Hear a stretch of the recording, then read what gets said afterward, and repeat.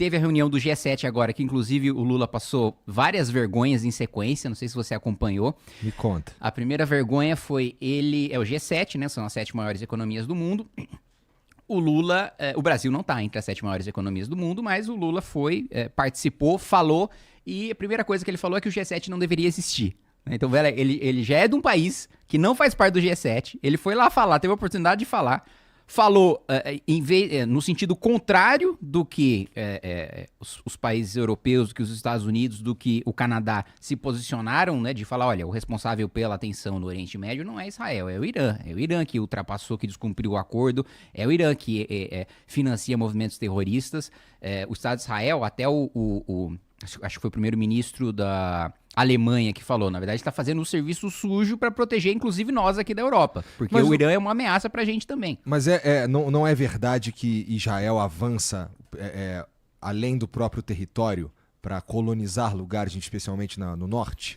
Não, porque, vamos lá, o território, quando foi criado, né, foi recriado, né, o Estado de Israel ali na convenção da ONU, que inclusive foi presidida por um brasileiro, lá Oswaldo Aranha, era um território menor do que o que Israel ocupa agora. Mas por que houve a expansão do Estado de Israel? Porque todos os países muçulmanos em volta, né, invadiram o Estado de Israel, declararam guerra ao Estado de Israel.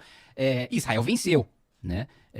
Venceu e aí nessa vitória tomou parte ali de Jerusalém, que antes pela convenção da ONU lá era para ser um território internacional. Essa é aquela guerra do final dos anos 60? E aí eu acho que é a Guerra dos 6 Dias, salvo engano. Se eu não estiver falando besteira, acho que é a Guerra dos 6 Dias. Tá.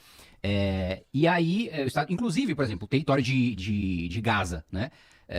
Israel ocupou Gaza, né? Porque é o território do Egito, né? Ocupou Gaza e desocupou unilateralmente, sem fazer nenhum acordo, só como um sinal de boa-fé. Fala, olha, nós não queríamos, nós nunca quisemos Gaza, nós nunca quisemos esse território, e inclusive tiraram os judeus à força para não sobrar ninguém lá mesmo, e deixaram inclusive as instalações de agricultura, de energia, de infraestrutura, de saneamento básico, que depois a estrutura de saneamento básico de Gaza, o Hamas usou para fazer míssil. Eu ouvi essa história.